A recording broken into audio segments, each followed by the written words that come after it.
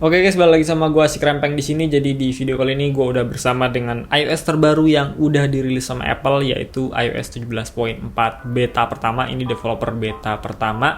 Dan memang ada beberapa fitur menarik di dalamnya yang perlu gue share juga ke kalian. Jadi kita langsung masuk aja ke videonya.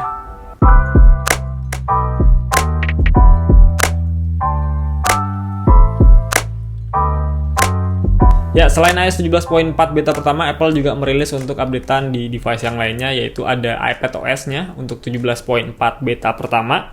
Di sini juga ada tvOS 17.4 beta pertama, dan memang nggak ada lagi, cuma 3 aja untuk updatean kali ini. Mungkin untuk watchOS-nya dia menyusul ya di minggu depan atau beberapa hari kemudian. Sekarang kita akan cek untuk size update dari 17.4 beta pertama di iPhone 15 Pro. Ini posisi awal gue tuh di 17.3 yang versi resmi. Gue mendapatkan size update-nya itu sebesar 6 gigaan ya, 6,42 GB. Mungkin untuk setiap device-nya berbeda-beda, tapi kalau untuk update-annya posisinya dari 17.3, kemungkinan besar size update-nya nggak akan berbeda jauh ya, di angka 6 gigaan. Dan untuk gue size update dari 17.4 beta pertama ini cukup besar ya, karena memang posisi awalnya itu di 17.3, jadi peralihan dari 17.3 ke 17.4, sekalipun itu masih developer beta pertama. Sekarang kita akan cek untuk size update-nya. Kita pergi ke setting, general, lalu about. Di sini 17.421E5184i. Jadi untuk kalian yang mau update ke 17.4 beta pertama, pastikan untuk build number-nya sama seperti apa yang gue dapatkan di sini. Selanjutnya untuk iPhone storage, di sini gue mendapatkan sistem datanya itu di angka 10 GB. Ini bisa dibilang cukup besar untuk sistem data dari iPhone, tapi nggak usah khawatir, kedepannya itu akan berubah juga, nggak tahu bisa naik ataupun turun, jadi kalian nggak usah khawatirkan untuk sistem data dari iPhone ini. Sekarang kita berbicara mengenai apa aja sih yang baru di 17.4 beta pertama ini. Yang pertama adalah side loading. Ini tuh udah gembor-gembor ya di 17.2 kemarin, dan sekarang diterapkan oleh Apple di 17.4 beta pertama. Jadi region Uni Eropa tuh sekarang Apple udah memperbolehkan bagi para penggunanya untuk melakukan side loading khusus di Uni Eropa aja. Buat kalian yang belum tahu side loading itu apa, simpelnya tuh kalian bisa mendownload atau menginstal aplikasi di luar App Store itu sendiri. Cuma itu ada di region Eropa aja ya, tapi gue belum tahu pasti itu dibatasinya melalui Apple ID atau region dari iPhone-nya, tapi harusnya sih Apple ID. Opini gue sih untuk Apple ID yang terdaftar di Eropa itu bisa melakukan side loading ini. Sementara Apple ID yang di luar Eropa itu nggak akan bisa melakukan side loadingnya. Mengingat kebijakan undang-undang mengenai peraturan market yang ada di Uni Eropa, akhirnya Apple tuh sekarang udah setuju ya memperbolehkan aplikasi di luar App Store tuh bisa terinstall di iPhone-nya. Tapi tetap dengan pemantauan Apple, jadi nggak sembarang aplikasi bisa dengan mudah terinstall di iPhone-nya. Tetap membutuhkan approval dan juga pengecekan dari Apple-nya itu sendiri untuk mendownload aplikasi yang ada di luar App Store. Dan hebatnya di 17.4 beta pertama ini, sekarang tuh kalau kalian install aplikasi pihak ketiga dan terdapat malware di dalamnya, maka Apple akan kasih tahu langsung ke kita, jadi bisa buat pertimbangan kita untuk lanjut install atau enggak. Tapi tetap ya itu masih ada di region Eropa aja, belum ada di sini.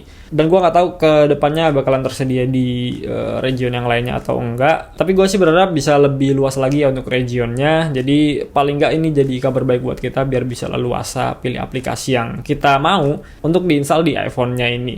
Mungkin minusnya Apple juga harus bisa lebih ningkatin lagi ya untuk keamanan dari si iPhone-nya. Karena memang aplikasi yang terinstall di luar App Store tuh lebih rentan mengalami crash, bugs, atau bahkan virus bisa masuk ke dalam si iPhone-nya. Jadi harusnya Apple bisa pertimbangkan untuk hal tersebut. Hal baru kedua yang ada di 17.4 beta pertama ini ada pada aplikasi Apple Music, yang mana kalau kalian cek di bagian bawah sini untuk keterangan dan juga icon home ini berubah ya. Ini di iOS 17.3 dan ini di 17.4 beta pertama. Jadi ada perubahan keterangan di bagian sudut bawahnya. Yang tadinya Listen Now sekarang berubah menjadi Home. Untuk fungsinya masih sama aja ya, dan memang ini perubahan minor aja. Yang ditampilkan juga sama. Di sini ada topik teratas, lagu yang terakhir kita dengarkan, dan ada beberapa rekomendasi musik dari Apple yang diberikan berdasarkan apa yang sering kita dengarkan. Jadi untuk gue pribadi sebenarnya icon Home ini biasa aja ya, tapi paling nggak lebih familiar aja dilihatnya ketimbang Listen Now. Jadi menurut gue ini perubahan simpel yang cukup berarti. Fitur baru selanjutnya ada di bagian Siri. Kita pergi ke setting, ke Siri and Search, ke bagian messaging with Siri. Nah, sekarang tuh Apple di sini memberikan tambahan bahasa untuk read message-nya seperti ini. Tapi belum ada bahasa Indonesia ya, baru ada beberapa bahasa yang di-approve sama Apple. Semoga aja kedepannya akan ada tambahan bahasa Indonesia di dalamnya. Tapi paling nggak Apple kasih improve yang cukup menarik untuk kita yang sering pakai Siri. Hal baru selanjutnya sekarang adanya emoji baru. Jadi kalau misalnya kita pergi ke pesan contohnya di sini gue udah mendapatkan emoji baru. Ini emoji apa ya? Geleng-geleng gitu ya, geleng-geleng. Terus ini ada emoji ngangguk gitu. Mengangguk ini ada burung poni kalau nggak salah. Ini jeruk nipis. Di sini ada jamur coklat dan juga ini rantai yang rusak ya. Ini emoji-emoji yang baru yang ada di 17.4, jadi kalian bisa manfaatin. Dan di sini ada update minor juga ya untuk emoji keluarga, kalian bisa cek aja sendiri. Pastinya bisa bikin pengalaman emoji-nian kalian jadi lebih menarik lagi. Kemudian sekarang ada update untuk Stolen Device Protection, itu fitur andalan yang ada di 17.3 kemarin. Kita ke bagian setting, ke Face ID and Passcode. Kita scroll ke bawah sini, ini ada Stolen Device Protection yang tadinya tuh di 17.3 auto enable. Sekarang kita bisa tap di sini dan ada pilihan Require Security Delay. Jadi di sini ada away from familiar location dan juga ada always. Bedanya apa di sini? Jadi kalau misalnya kalian mau disable fitur ini, fitur Stolen Device Protection, itu nggak perlu delay lagi selama 1 jam untuk disable-nya, karena sebelumnya tuh gue sempat delay juga, walaupun itu gue yang pegang sendiri, gue nggak ngerasa iPhone-nya tuh hilang, gue sendiri penggunanya itu gue off-in dan membutuhkan waktu 1 jam untuk delay-nya. Dan sekarang Apple kasih update, jadi kalau misalnya kalian pilih yang always di sini, itu kalau misalnya siapapun yang menggunakan iPhone-nya, entah itu dicuri ataupun memang penggunanya sendiri, itu akan memberikan delay selama 1 jam untuk mendisable fitur ini.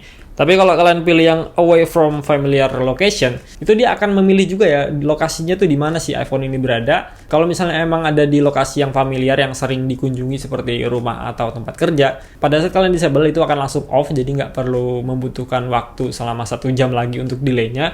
Tapi kalau misalnya ada di luar lokasi yang sering kalian kunjungi, atau bahkan nggak pernah kalian kunjungi sama sekali, itu akan otomatis memberikan delay selama 1 jam pada saat fitur Stolen Device Protection-nya ini di-off-kan. Kalau gue pribadi sih, gue kan jarang off-in fitur ini ya, jadi gue pilih always saja. Tujuannya biar nggak kelupaan aja sih, siapa tahu kan amit-amit HP gue tuh hilang tapi ada di lokasi yang memang sering gue kunjungi. Dan gue pilih yang away from familiar location ini, ya udah, dia bisa disable fitur ini dengan mudahnya. Dan mungkin bisa lebih leluasa lagi untuk mendisable yang lainnya seperti Apple ID. Jadi menurut gue untuk always itu udah paling pas buat gue. Tapi paling nggak buat kalian yang sering disable atau pengen disable fitur ini, Apple udah kasih opsinya di Stolen Device Protection ini.